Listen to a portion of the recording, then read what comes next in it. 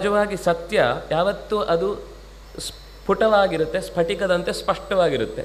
ಅದನ್ನು ಅರ್ಥ ಅಂದರೆ ತೀರಾ ನಮಗೆ ಅನುಭವಕ್ಕೆ ಬರದೇ ಇರುವ ಸಂಗತಿಗಳಾದಾಗ ಅದು ಸ್ವಲ್ಪ ದಿನ ತಗೊಳ್ಬೋದು. ಈಗ ವೇದದ ಅಪೌರುಷೇಯತ್ವ ಇದು ನಮ್ಗೆ ಅರ್ಥ ಆಗೋದು ಕಷ್ಟ.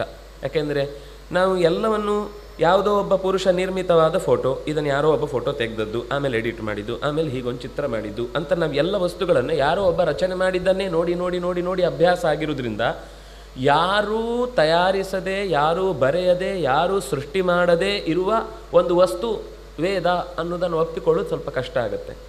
ಆದರೆ ಒಂದು ಸಂಗತಿ, ಈಗ ಸೂರ್ಯ ಇದ್ದಾನೆ ಅಂತಂದಮೇಲೆ ಅದರ ಬೆಳಕು ಇದ್ದೇ ಇದೆ, ಅದು ಬೇರೆ ಮಾಡಲಿಕ್ಕೆ ಆಗುವಂಥದ್ದಲ್ಲ. ಆಕಾಶ ಇದೆ ಅಂದರೆ ಆಕಾಶಕ್ಕೊಂದು ಶಬ್ದ ಇದ್ದೇ ಇದೆ, ನೀರು ಇದೆ ಅಂದರೆ ಅದಕ್ಕೊಂದು ರಸ ಇದ್ದೇ ಇದೆ, ಮಣ್ಣಿದೆ ಅಂದರೆ ಅದಕ್ಕೆ ಗಂಧ ಇದ್ದೇ ಇದೆ, ಗಾಳಿ ಅಂದರೆ ಅದಕ್ಕೊಂದು ಸ್ಪರ್ಶ ಇದ್ದೇ ಇದೆ. ಹೀಗೆ ಪ್ರತಿಯೊಂದಕ್ಕೂ ಅದರದ್ದೇ ಆದ ಒಂದು ಗುಣ ಇದೆ. ಹಾಗೆ ಆಗಸದ ಗುಣ ಅದು ಶಬ್ದ. ಆ ಶಬ್ದ ಅನ್ನೋದು ಇದೆ. ಅವರು ಹೇಳುವಾಗ ಮೂಲದಲ್ಲಿ ಈ ಜಗತ್ತಿನ ವ್ಯವಸ್ಥೆಯನ್ನು ನಿಯಮನಗೊಳಿಸುವ ಒಂದು ಸಂವಿಧಾನ ಇದೆ.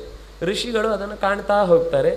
ಋಷಿಗಳು ಕಂಡ ಸಂಗತಿಯನ್ನು ನಾವು ಅವರು ಋಷಿಗಳು ಅಂದರೆ ಕಂಡವರು, ದ್ರಷ್ಟಾರರು ಅಂತ ನಾವು ಹೇಳ್ತೇವೆ.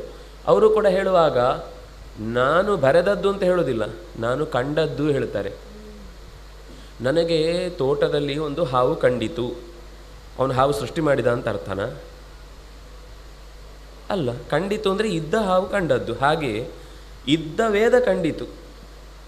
ಅದರ ಬಗ್ಗೆ ಮತ್ತು ಒಟ್ಟಂತೂ ನೇರವಾಗಿ ಆ ವಿಷಯವನ್ನು ನಾವು ಬೇರೆ ವಸ್ತುಗಳನ್ನು ಅರ್ಥ ಮಾಡಿಕೊಂಡಷ್ಟು ಸುಲಭ ಅಲ್ಲ ಅನ್ನೋದು ಅರ್ಥ ಆಗುತ್ತೆ. ಯಾವುದು ನಮ್ಮ ಕಣ್ಣಿಗೆ ಕಾಣದ ಸಂಗತಿಯೋ ಈ ವಿಷಯದಲ್ಲಿ ಶಾಸ್ತ್ರದ ವಿಷಯಗಳಿಗೆ ನಾವು ಮೊರೆ ಹೋಗಿ ಅದನ್ನೇ ಹೌದು ಅಂತ ಒಪ್ಕೊಳ್ಬೇಕು. ಆದರೆ ಕಣ್ಣಿಗೆ ಕಾಣುವ ಸಂಗತಿ ಅಲ್ಲಿ ನಾವು ಮತ್ತೆ ವೇದದ ಮಾತು ಇದ್ದರೆ ನಮಗೆ ಸಪೋರ್ಟ್ ಅದು.